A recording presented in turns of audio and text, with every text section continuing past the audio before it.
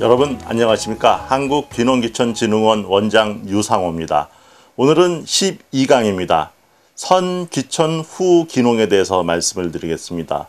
왜 먼저 귀촌을 하고 그 다음에 귀농을 해야 되는지에 대해서 여러분들은 분명히 아셔야 됩니다. 귀농이라고 하면 지역에서 농업을 중심으로 생활을 하는 겁니다. 귀농자와 귀촌자는 좀 차이가 있는데 간단하게 먼저 말씀드리면은요. 귀농은 1000제곱미터 이상 농지를 가지고 있고 농지 원부를 작성하고 농경영체 등록을 해야지 귀농자로 정부에서 인정을 받습니다. 귀농자로 인정받으면 여러 가지 좋은 혜택이 있습니다. 그렇다 그러면 귀촌자는 뭐냐? 1000제곱미터 이하가 되든지 아니면은 일단은 농지 원부가 없는 상태에서 농업, 농촌, 농민과 관련된 일을 하는 사람들을 우리는 귀촌자라고 합니다. 농업회사 법인에 들어가서 일을 한다든지 아니면 직접 농지원부가 없는 상태에서 가공을 한다든지 유통을 한다든지 이런 사람들을 우리가 귀촌자라고 얘기를 할 수가 있습니다. 농지원부를 가지고 있냐 없느냐가 귀농과 귀촌의 구분이 될 수가 있습니다. 먼저 귀촌에 대해서 먼저 귀촌을 해야 되는 것은 그 지역사회를 이해를 못하고 지역사회와 더불어서 가지 않는다라고 하면은 여러 가지 문제점들이 일어납니다.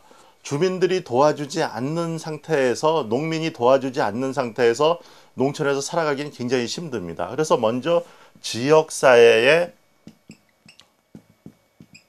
적응을 하는 것이 필요합니다. 지역사회에 적응을 하는 것을 우리는 선귀촌이라고 얘기합니다. 지역과 갈등이 일어난다라고 하면은 좀처럼 한번 일어난다라고 하면은 그것을 해결하기가 힘듭니다.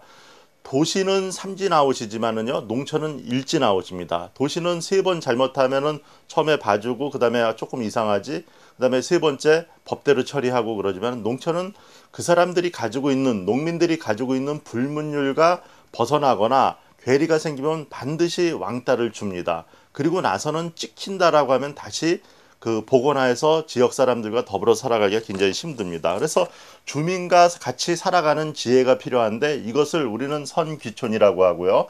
그 다음에 귀촌을 한 다음에 주민과 잘 익혀지고 지역의 정서나 지역이 가지고 있는 그 룰을 따르고 난 다음에 주민들이 받아들일 준비가 되면 그 다음에 농사를 져도 굉장히 좋습니다. 그렇지만은 그 반대의 경우 먼저 농사를 짓는데 주민들이 반대하고 그러면은 아무것도 할 수가 없습니다. 여러분들 반드시 기억을 해 주셔야 됩니다. 선귀촌, 먼저 지역사회에 적응하고 그리고 나서 반드시 농업을 시작하는 것이 현명한 방법입니다. 먼저 농업을 시작해서 그 시설 해놓고 이 토지 사놓고 그랬는데 주민들이 반대하고 그래서 거기다가 농사를 못 짓는다라고 하면 막대한 경제적 손실을 가져올 수 있습니다. 선귀촌 후 귀농 12강에서 강조하는 점입니다. 고맙습니다.